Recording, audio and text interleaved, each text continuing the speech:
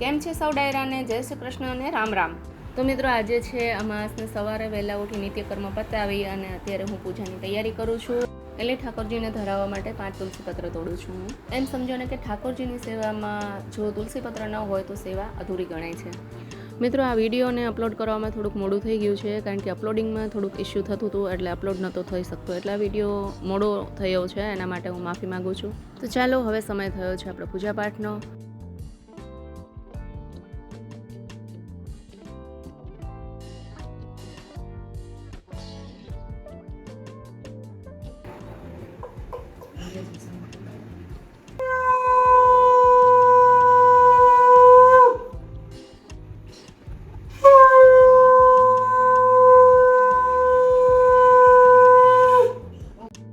આજે છે સોમવતી અમાસ, એટલે મોટી અમાસ છે. તો આ દિવસે એક ખાસ પૂજા કરવાનું ખૂબ મહત્ત્વ છે, જે આજે આપણે કરીએ છીએ અને હું તમને બતાવીશ કઈ રીતે થાય, જે દર અમાસે પણ તમે કરી શકો છો, જેનાથી ઘરમાંથી નેગેટિવિટી દૂર થાય છે અને ઘરમાં લક્ષ્મીનો વાસ થાય છે. એક દીવો આડી વાટનો બનાવવાનો છે. એમાં મેં તુલસીની સૂકેલી દાંડીનો ઉપયોગ કર્યો છે, બાકીની સાદી વાટો છે. લોટના બનાવેલા કોડિયામાં વાટો મૂકી અને તલનું તેલ ઉમેરું છું. ભાઈ, મારું તો કંઈક એવું છે ને કે જ્યાં સુધી હાથમાંથી કાંઈ ઢોળાઈ ફોડાય નહીં કે કાંઈ આખું પાછું ન થાય ને, ત્યાં સુધી આપણા દિવસની શુભ શરૂઆત થતી જ નથી. જો એમાં તેલ ઢોળાયું ને એટલે હવે હું બીજી ડિશમાં દીવા મૂકી દઉં છું. હવે ન ઢોળાય ને તો સારું. અરે, જો ઢોળાયું પાછું. મારે જ આવું થાય છે કે તમારે પણ આવું થાય છે? કોમેન્ટમાં ચોક્કસ લખજો. મને આવી કોમેન્ટ વાંચવાની બહુ મજા આવે. એ બાને થોડુંક હસી લેવાય ને, કેમ? લોટના બનાવેલા કોડિયા છે ને, એટલે જો થાળીમાં ચોટી ગયું છે. ઉખેડું છું તો એ ઉખડતું નથી, બહુ વાર લાગે છે. બસ આમને આમ જ મારે મોડું થઈ જાય છે. હા, ચાલો, ઉખડી તો ગયું. ડિશમાં બધા દીવા ગોઠવી અને મેં પછી બધા દીવા પ્રગટાવી લીધા. આ પ્રગટાવેલા દીવા કેટલા સરસ લાગે છે. પછી આમાંથી મેં દીવા લઈ અને એક દીવો મેં ઘરના બ્રહ્મસ્થાનમાં એટલે કે મધ્ય ભાગમાં મૂકી દીધો, અને 2 દીવા મેં મુખ્ય દરવાજો હોય એને ઉંબરાની બંને સાઈડ મૂકી દીધા છે, અને દીવાની બરાબર બાજુમાં હળદરના સાથિયા કરું છું. હળદર એટલે સાક્ષાત શુભ અને પવિત્રતા. હળદર હંમેશા નકારાત્મકતાને દૂર કરે છે અને ઘરમાં સુખ સમૃદ્ધિનો વાસ કરાવે છે. ઘરના ઉંબરા ઉપર હળદરના સાથિયા કરવાથી ઘરમાં સકારાત્મક ઉર્જાનો વાસ થાય છે. લગ્નની પીઠી હોય કે બહેનોની હલ્દી કંકુનો ઉત્સવ, આ હળદર તો આપણા જીવનમાં મંગલમય રંગો ભરી દે છે. એટલે જો બહેનો, ખાસ તમે જો હળદર કંકુના સાથિયા ન કરતા હોય તો આજથી જ શરૂઆત કરી દેજો. અને હા, એવું નથી કે આ પૂજા આ અમાસે જ થાય છે. દર અમાસે તમે આ પૂજા કરી શકો છો. ઘરના મુખ્ય ઉંબરાની પૂજા કર્યા પછી હું આવી તુલસી ક્યારે, અને પછી તુલસી ક્યારે પણ દીવો પ્રગટાવી અને હળદરનો સાથિયો કર્યો, અને તુલસીને કંકુને હળદરનો ચાંદલો કરી અને પૂજા કરી.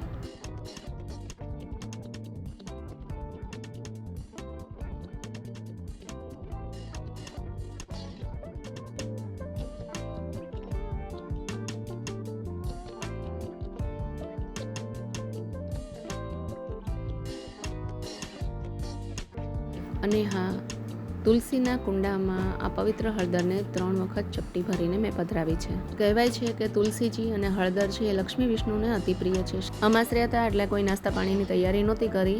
ગરમા ગરમ ચા પી અને અમે નીકળી ગયા હતા દામોદર કુંડે પિતૃઓના મોક્ષાર્થે પૂજા કરવા માટે. રસ્તામાંથી ફરસાણની દુકાનેથી અમે લીધા કાગડાને નાખવા માટે ગાંઠિયા અને કાળભૈરવ દાદાને ધરવા માટે જલેબી.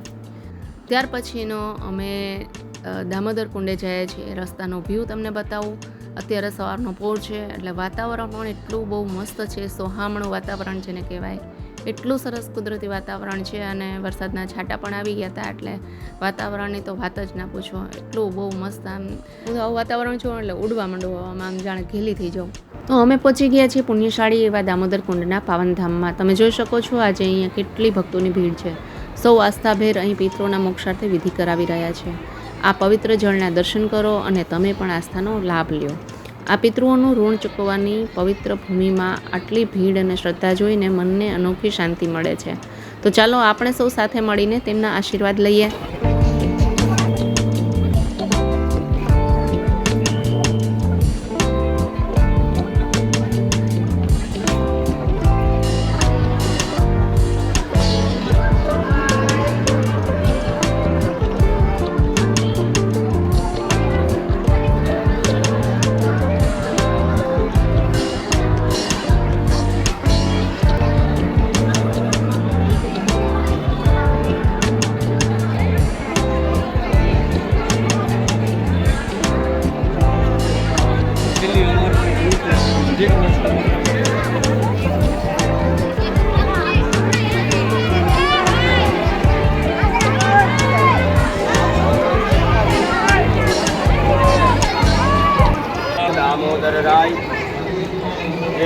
पुरुषोत्तम राय हमाराથી આ દેહે પૂર્વદેહે જાણતા જાણતા મન વચન કર્મથી કાયાથી પાણીથી કંઈ પણ જાતના પાપ દોષ થયા હોય પુરુષોત્તમ માસમાં ન ખાવાનું ખવાનું હોય ન પીવાનું પીવાનું હોય કોઈનું લઈને ન દેવાનું હોય ગૌ હિંસા બ્રાહ્મણ નિંદા માતૃ પિતૃ વડીલોની નિંદા થઈ હોય ગુરુની નિંદા થઈ હોય તીરથની નિંદા થઈ હોય અપશબ્દ બોલાણા હોય આ ધરતી ઉપર ચાલતી વખતે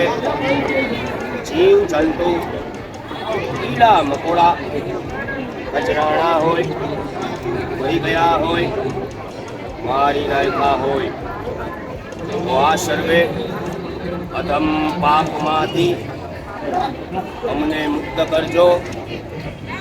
અમારા હસ્તે આજનું આ કર્મ દામોદર કુંડે સ્વીકાર કરજો.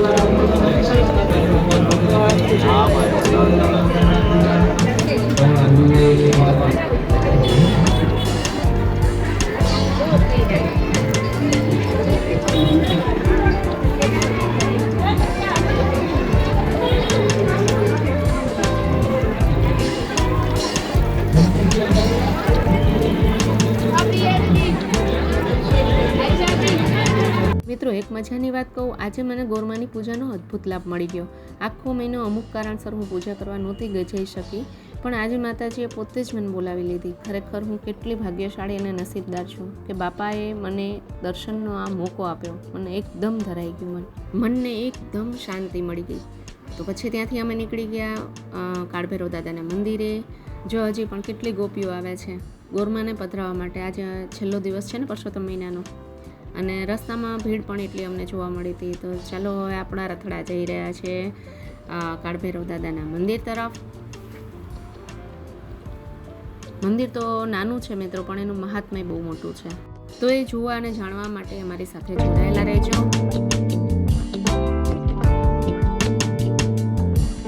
આપણે કાગડાના ગાંઠિયા નાખવા છે. અહીંયા ચૂલી છે ને મંદિર છે કાળભૈરવ દાદાનું, ત્યાંથી આપણે અહીંયા દર્શન કરવા આવ્યા છે. અહીંયા છે ને કાગડા આવે છે. આપણે એ બાજુ ક્યાંય કાગડા હોતા જ નથી, એટલે અહીંયા કાગડાને આપણે ગાંઠિયા નાખવા આવ્યા છીએ. પણ અત્યારે વરસાદ ચાલુ છે એટલે ગાંઠિયા છૂટા કરી નથી નાખતા, આપણે પેકેટ સહિત એમને મૂકી દઈએ છીએ. બરાબર છે ને? તો ચાલો આપણે કાગડા માટે ગાંઠિયા મૂકવા જઈએ છીએ. વરસાદ ચાલુ છે અત્યારે.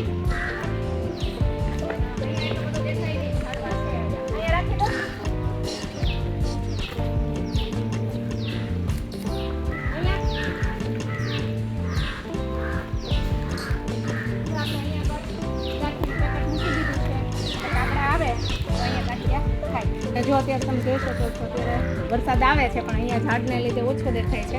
બહુ સરસ વાતાવરણ એટલું મસ્ત છે, તમે જોશો. તો ચાલો તમને ભૈરવ દાદાના દર્શન કરવા લઈ જાઓ. પણ ચાલો પેલા પેકેટ ખોલી નાખીએ. ભાવેશ કહે છે પેકેટ ખોલી નાખો તો કાકડા કેમ ખાશો, એને કેમ ખબર પડશે કે આમાં કાકડા. ચાલો આગળ ખોલી નહીં ખાશે કાકડા. જો અવાજ સંભળાતો હશે કાગડાનો. જો અવાજ આવે.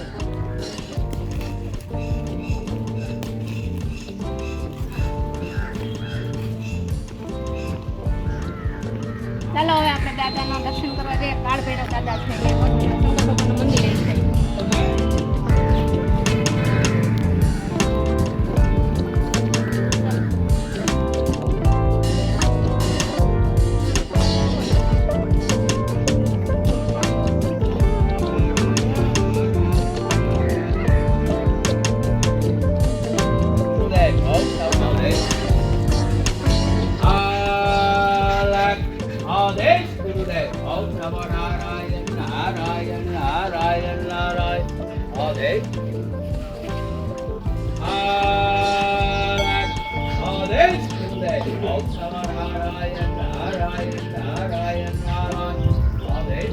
તો અત્યારે અમે છીએ બરાબર જંગલની વચ્ચોવચ્ચ. જો આ મંદિરની બાજુમાંથી નદી પણ પસાર થાય છે, પણ અત્યારે પાણી નથી એમાં. જંગલની આ શુદ્ધ હવા માણવાની મજા જ કંઈક ઓર છે. અહીંની શાંતિ અને પ્રકૃતિનો આ સાથ, આ હા હા.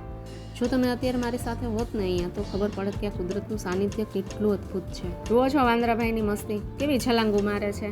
સાચે જો આ શાંતિ અને વાતાવરણ એટલે સાક્ષાત ઈશ્વરની ગોદમાં બેઠા હોય ને એવો અહેસાસ થાય છે. જુઓ તો ખરા, એક માતાએ પોતાના બચ્ચાને કેવી હૂંફથી છાતી વળગાડ્યું છે. જીવ ગમે તે હોય, પણ માની મમતા તો છે ને એક સરખી જ હોય છે. કુદરતે દરેક જીવમાં પ્રેમ અને વાત્સલ્યનો અખૂટ ભંડાર ભર્યો છે. એ જોઈને તો મન છે ને ભાવુક થઈ જાય. આજ તો સાચું માતૃત્વ છે કા? સાચી વાત છે ને? સાથોસાથ અમને ગાય માતાના પણ દર્શન થઈ ગયા. અહો ભાગ્ય છે ને અમારા. હે, આજે ખરેખર બહુ સરસ દિવસ ઉગ્યો છે એવું લાગે છે મને. ભાવેશે પડીકામાંથી ગાંઠિયા છૂટા કરી અને વેરી દીધા, જેથી કાગડાને ખાવામાં પણ સરળતા રહે. અહીંયા કાળભૈરવ દાદાનું પવિત્ર મંદિર છે, પણ હું અમુક ખાસ રહસ્યોને કારણે હું તમને એના દર્શન નથી કરાવી શકતી અત્યારે. કેમ મારા વિડીયો અપલોડ કરવામાં મોડું થયું એ આખી વાત હું તમને પછીના વિડીયોમાં ચોક્કસ કહીશ. બસ તમે અત્યારે આ કુદરતી શાંતિનો અનુભવ કરો અને મારી સાથે જોડાયેલા રહેજો, કારણ કે હજી આપણે બીજી જગ્યાએ પણ જવાનું છે. કેમ કે આજે ખાસ દિવસ છે. શું છે એ તમને ખબર જ હશે. ચાલો હું જ કહી દઉં છું કે આજે મોટી અમાસ છે. તો આપણે દામોદર કુંડ આવ્યા અને ભવનાથ દાદાના દર્શન ન કર્યા ને તો કંઈક અધૂરું છે એવું લાગે.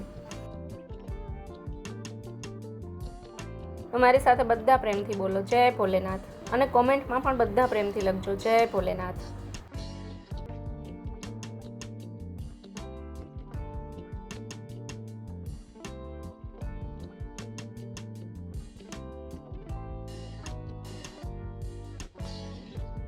આજે કેટલા બધા માણસોની ભીડ છે. પોતાના પિતૃઓના મોક્ષાર્થે પૂજા અર્ચના કરવા માટે આવ્યા છે. જો અહીંયા ભોળાનાથના ચરણોમાં બેસીને જે ભાવથી પ્રાર્થના થઈ રહી છે ને, એ જોઈને મન પ્રસન્ન થઈ જાય એવું છે. બધાની એક જ પ્રાર્થના છે કે હે પ્રભુ, અમારા પિતૃઓને મોક્ષ મળે અને એમની આત્માને શાંતિ મળે.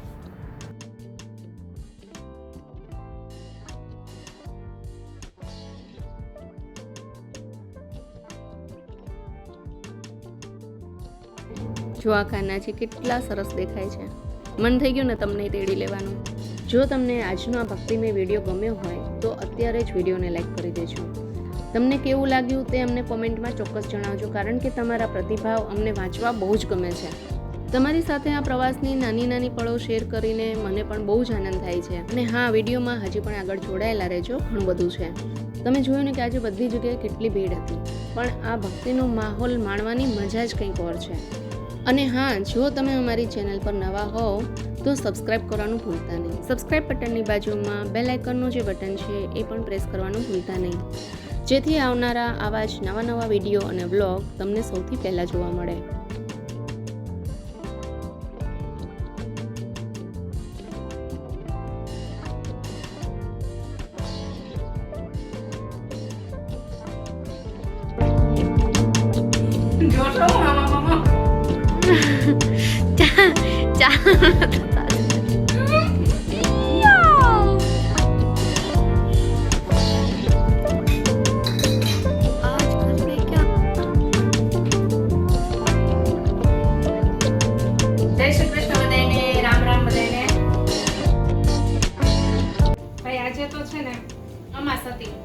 અમે લોકો સવારમાં મસ્ત પૂજા પાઠ કરીને ડામણ પણ જઈ આવ્યા અને આવીને હવે જમવાનું બનાવવાનું છે. તો જો અહીંયા અમારા મમ્મી છે ને, એ અમારા માટે બટેકાનું શાક બનાવે છે. અને અહીંયા છે ને, અમારા માટે છે ને, સેવ ટમેટાનું શાક. અને અહીંયા છે ને, અમારા માટે છે ને, દામકુંડ છે પછી કરવું જોઈએ.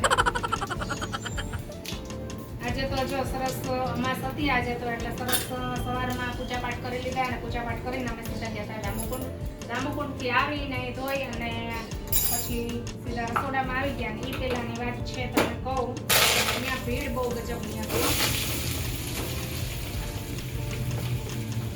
કીધું ચાલો આજે રસોઈ કરતા કરતા વાત કરી લઉં તમારી સાથે.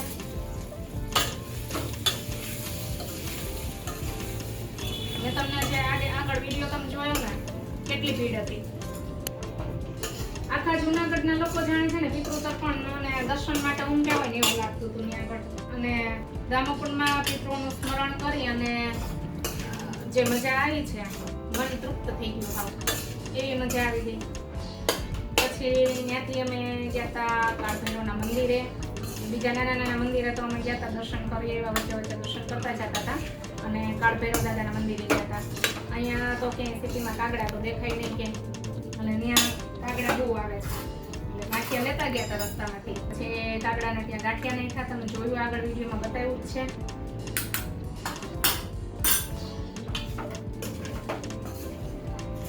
પછી કાળભૈરવ દાદાને જલેબી ચડે.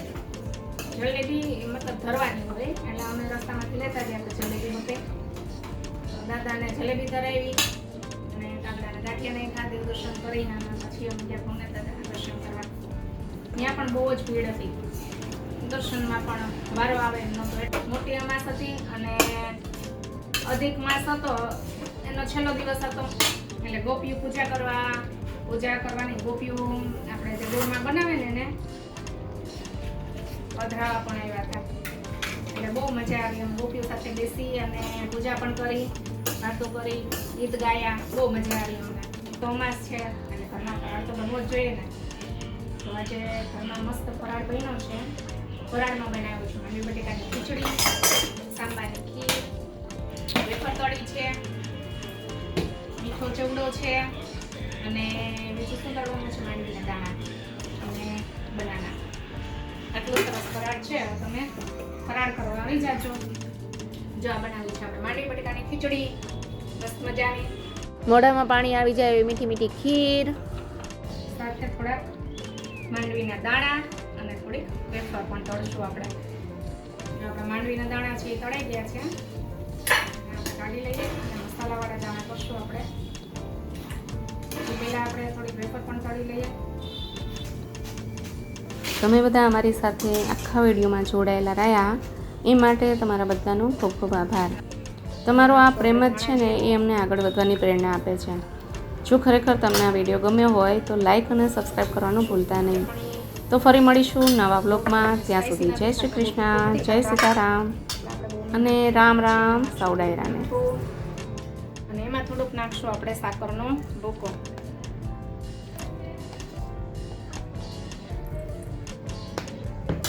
જો આ દાણાના ખાવાની એટલી મજા આવે.